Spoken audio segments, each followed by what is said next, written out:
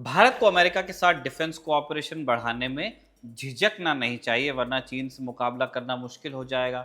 भारत को ये नहीं सोचना चाहिए कि वो अकेले चीन को रोक लेगा, क्योंकि ये मुमकिन नहीं, खासकर जब वो ऐसी दुनिया की कल्पना करता हो, उसकी बात करता हो जिसमें अमेरिका का रोल बहुत कम हो। अपने आर्टिकल में ये लाइंस लिखने वाले शख्स भारतीय मूल के अमेरिकी नागरिक एशले टेलिस हैं, फेमस इंटरनेशनल रिलेशंस एक्सपर्ट जो कभी अमेरिका के राष्ट्रपति जॉर्ज बुश के नेशनल सिक्योरिटी काउंसिल के मेंबर रहे।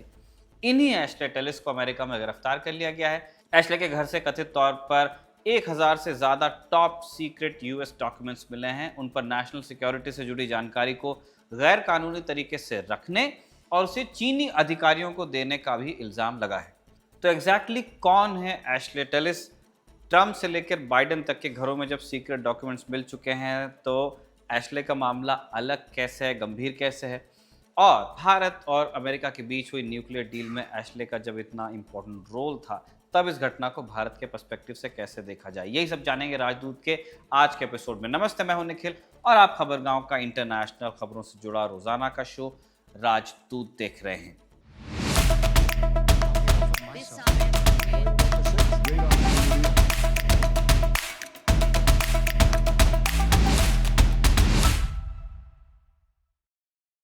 11 अक्टूबर को एफबीआई ने वर्जीनिया के वियना में एशले टेलिस के घर पर छापा मारा। टेलिस अपनी फैमिली के साथ इसी दिन रोम जाने वाले थे, तभी एफबीआई ने सर्च वारंट के साथ उनके घर को रेड किया, उन्हें अरेस्ट भी किया। एशले को भागते हुए पकड़ लिया गया, ये नहीं कहा जा सकता क्योंकि उनके पास रोम से यूएस वापस आने का भी टिकट था। खैर, छापे के दौरान उनके बेसमेंट में सैकड़ों क्लासिफाइड डॉक्यूमेंट्स मिले। एशले की पैदाइश भारत की है, लेकिन वो एक अमेरिकी नागरिक हैं और उनके पास टॉप सीक्रेट सिक्योरिटी क्लियरेंस भी थी। यानी जो डॉक्यूमेंट्स मिले उसका वैलिड एक्सेस था, लेकिन उसे रिटेन नहीं कर सकते थे। दरअसल वो स्टेट डिपार्टमेंट में अनपेड सीनियर काउंसलर थे, या हैं कह लीजिए। इसके साथ ही पेंटागन के ऑफिस ऑफ नेट असेसमेंट में कॉन्ट्रैक्ट पर काम भी करते थे। पेंटागन का जो ऑफिस ऑफ नेट असेसमेंट है, एक तरह का इन हाउस थिंक टैंक है यूएस मिलिट्री के लिए, जो उनकी लॉन्ग टर्म स्ट्रेटेजी पर काम करता है, यानी 20 साल, 30 साल, 50 साल आगे की स्ट्रेटेजी। यहाँ तक कि अमेरिकी मिलिट्री की ताकत, उसकी कमजोरियाँ और फ्यूचर थ्रेट्स जैसे चीन अभी आ रहा है, उनका कंपेरेटिव एनालिसिस करता है और उस एनालिसिस पर रिपोर्ट्स तैयार करता है, और ये रिपोर्ट्स डिफेंस सेक्रेटरी के पास जाती हैं, जो इसका इस्तेमाल मिलिट्री प्लानिंग के लिए कर सकते हैं। जाहिर है ये क्लासिफाइड काम है, यानी जो कुछ होता है वहाँ सीक्रेट रहता है। अब तक यूएस सिक्योरिटी एस्टैब्लिशमेंट में नेट असेसमेंट का काम बहुत रुतबे वाला था। यहाँ बैठे कंसल्टेंट्स और कॉन्ट्रैक्टर्स यूएस सिक्योरिटी पॉलिसी को इन्फ्लुएंस करने की ताकत रखते थे, लेकिन ट्रंप के जो मौजूदा डिफेंस सेक्रेटरी हैं पीट हेग्सेथ, ये नेट असेसमेंट ऑफिस को बंद करना चाहते हैं। क्या टेलिस वाले खुलासे का हेग्सेथ के प्लान से संबंध है? अब ये क्लियर नहीं है, क्योंकि बकौल एफबीआई टेलिस पर उनकी नज़र 3 साल से थी, यानी ट्रंप का ये जो कार्यकाल शुरू हुआ है उससे पहले से टेलिस एफबीआई के रडार पर थे। 2022 में उन्हें सर्विलेंस पर डाला गया। एफबीआई का मानना है कि इसी सर्विलेंस के दौरान एशले कम से कम एक बार चीनी अधिकारियों को कुछ दस्तावेज देते हुए कैप्चर किए गए हैं एजेंसी के डिवाइसेस पे। वीडियो हो सकता है, इसलिए उन पर एफबीआई का शक और बढ़ा। कोर्ट में दाखिल एफिडेविट के मुताबिक टेलिस ने 25 सितंबर को अमेरिका के डिफेंस स्टेट डिपार्टमेंट की कुछ फैसिलिटीज से सैकड़ों पेज के सीक्रेट डॉक्यूमेंट्स प्रिंट किए। इनमें 350 से ज़्यादा पेज का एक डॉक्यूमेंट था, जिसमें फॉरेन इंटेलिजेंस सर्विलेंस एक्ट के तहत हासिल की गई किसी विदेशी सरकार की कुछ संवेदनशील जानकारी थी। कौन सी सरकार थी, नाम नहीं बताया गया है, और संवेदनशील जानकारी कौन सी थी उसकी तरफ भी हिंट नहीं किया गया है। अब ये जो फीसा कानून है, फॉरेन इंटेलिजेंस सर्विलेंस एक्ट, एक अमेरिकी कानून है, 1978 में बनाया गया। मकसद क्या है? मकसद है अमेरिकी सरकार को विदेशी खुफिया जानकारी इकट्ठा करने की परमिशन देना, खासकर तब जब मामला नेशनल सिक्योरिटी से जुड़ा हो। एक तरह से जो जासूसी है उसको एक कानूनी जामा पहनाता है। ये एक्ट अमेरिकी एजेंसियों जैसे एफबीआई, एनएसए को विदेशी नागरिक संगठनों या उनके नागरिकों या सरकारों की भी जासूसी करने की परमिशन देता है। अगर उन्हें शक है कि अमेरिका के खिलाफ कोई खतरा पैदा हो रहा है, तो फ़ोन टैप कर सकते हैं, ईमेल चेक कर सकते हैं, बाकी इलेक्ट्रॉनिक स्पाइंग भी कर सकते हैं। कोई भी निगरानी शुरू करने से पहले सरकारी की जो एजेंसी होती है वो एक खास कोर्ट में जाती है, जिसे कहा जाता है फीसा कोर्ट। वहाँ जाके परमिशन लेती है। अब ये कोर्ट कैसे काम करती है वो तरीका भी बहुत सीक्रेट रखा जाता है, लेकिन एक ड्यू प्रोसेस बनाया गया है कि वहाँ से आपको वारंट लेना है, एक अप्रूवल लेना है कि इस व्यक्ति की या इस संगठन की या इस देश की निगरानी का जो कारण बता रही है एजेंसी वो जायज़ है या नहीं। इसी एक्ट के ज़रिए सीक्रेट जानकारी जुटाई गई थी और उस डॉक्यूमेंट को डिफेंस फैसिलिटीज़ में स्टोर किया गया था, उनके सर्वर पे या फिर डॉक्यूमेंट्स में। इस डॉक्यूमेंट का टाइटल था US air force tactics, techniques and procedures. Tellis ने इस डॉक्यूमेंट का नाम बदलकर इकॉन रिफॉर्म रखा और इसके पेज 72 से 159 यानी 72 से 159 तक प्रिंट करने की कोशिश की, कमांड दिया, लेकिन पन्ने प्रिंट नहीं हुए। इसके बाद टेलिस ने ढेर सारे डी क्लासिफाइड डॉक्यूमेंट्स प्रिंट किए।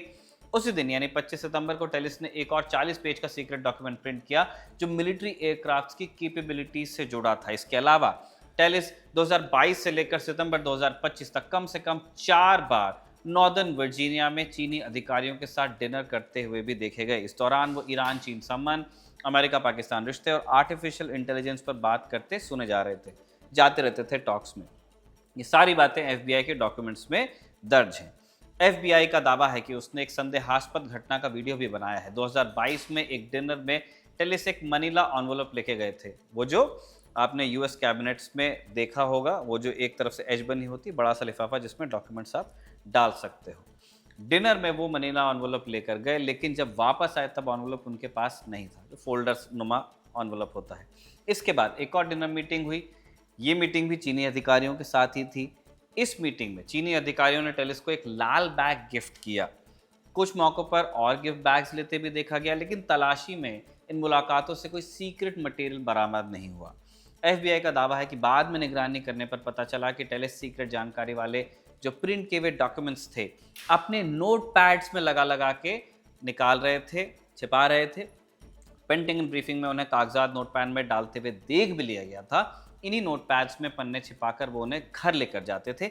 इसलिए जब एफबीआई ने टेलिस के घर की तलाशी ली तो उन्हें घर से कई डॉक्यूमेंट्स मिल भी गए। हालांकि अभी ये क्लियर नहीं है कि जो डॉक्यूमेंट्स एशले ने अपने घर में रखे या कथित तौर पे चीनी अधिकारियों को दिए वो स्ट्रेटेजिकली कितने इंपॉर्टेंट थे, उसमें कितनी इंपॉर्टेंट जानकारी थी।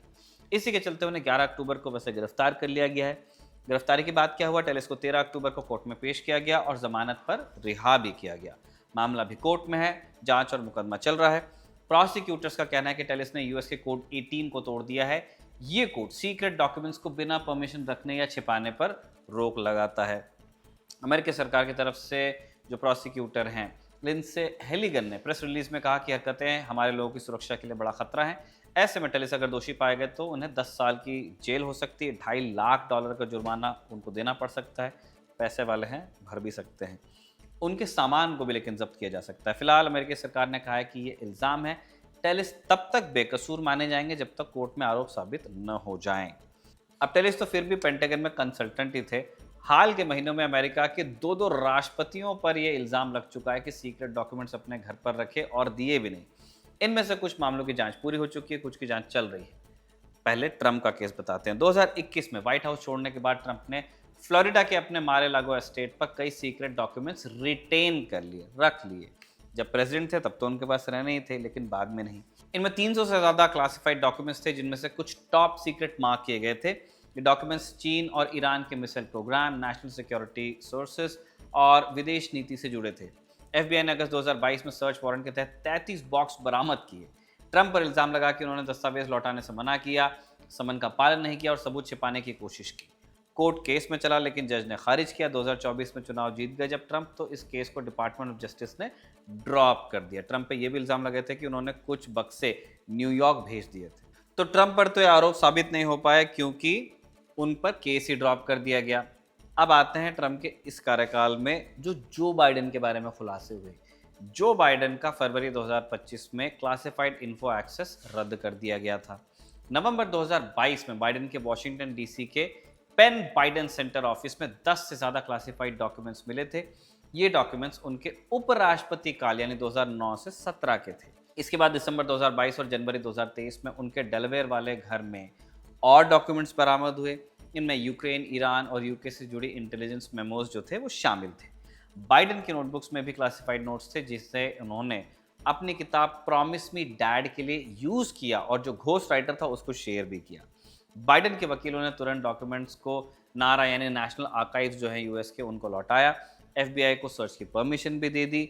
जनवरी 2023 में जांच शुरू हुई और फरवरी 2024 में रिपोर्ट आई कि बाइडेन ने जानकारी विलफुली रिटेन की, यानी उनको पता था कि मैं क्या अपने पास रख रहा हूं, लेकिन उन पर मामला बनाने लायक सबूत नहीं मिले, रीजनेबल डाउट से आगे नहीं जा पाए।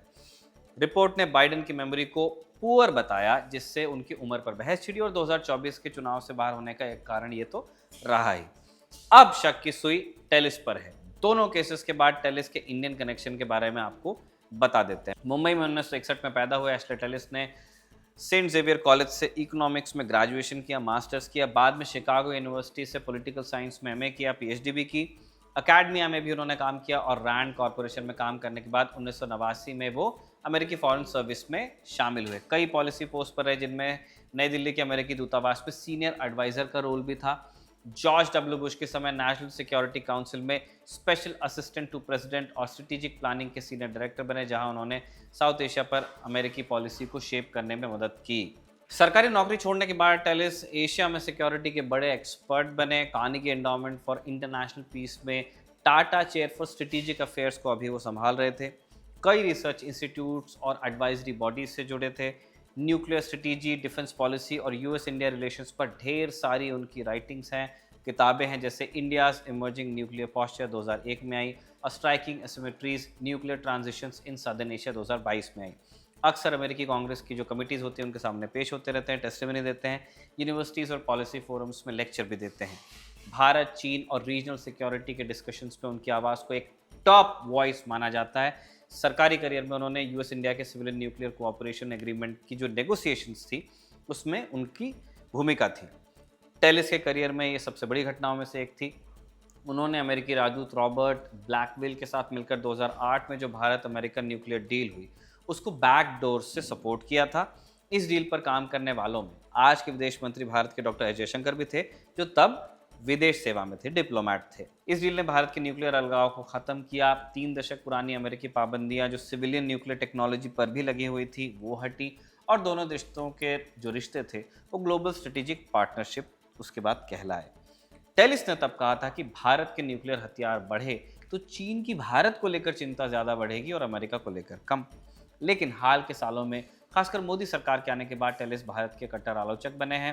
लंबे समय से सत्ताधारी बीजेपी का इल्ज़ाम रहा है कि विपक्षी पार्टियां फॉरेन प्लेयर्स जैसे टेलिस से मिलकर भारत की ग्लोबल इमेज खराब करने की कोशिश करते हैं। उनके हालिया आर्टिकल्स ने विवाद भी खड़े किए। 2023 में फॉरेन अफेयर्स मैगजीन में उनके article America's bad bet on India को देखा गया।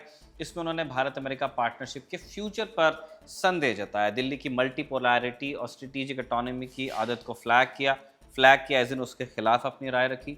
इस आर्टिकल में टेलिस ने कहा कि अमेरिका की भारत से उम्मीदें गलत हैं, भारत बीजिंग के खिलाफ वॉशिंगटन का साथ नहीं देगा।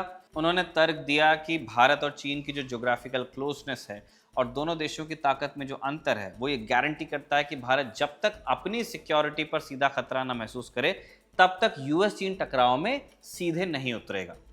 एक और आर्टिकल अगस्त 2025 में उनका आया, India's great power delusion. Trump के टैरिफ्स और ट्रेड टेंशन्स के बीच में ये आर्टिकल आया था। टेलिस ने दावा किया कि भारत के पास ट्रू ग्लोबल पावर बनने की क्षमता नहीं है, बल्कि उसे अपना भविष्य अमेरिका की छत्र छाया में देखना चाहिए। रक्षा मामलों को कवर करने वाले वरिष्ठ पत्रकार प्रवीण स्वामी ने द प्रिंट के लिए बड़े विस्तार से एश्ले मामले पर रिपोर्ट छापी है। उन्होंने अपने रिपोर्ट के आखिर में एक दिलचस्प बात भी शेयर की है, उस पर ध्यान दिलाया। एश्ले अकेले इंडियन अमेरिकन नहीं है जिन्हें जासूसी के लिए उन पर आरोप लगा। इससे पहले नौशीर गोवाडिया, ये भी मुंबई के थे, इंजीनियर थे। B-2 बॉम्बर के इंजन डिज़ाइन में, प्रपल्शन डिज़ाइंस में उनका रोल था। उन्हें भी चीन को सीक्रेट्स बेचने के आरोप में 32 साल की जेल की सज़ा सुनाई गई थी।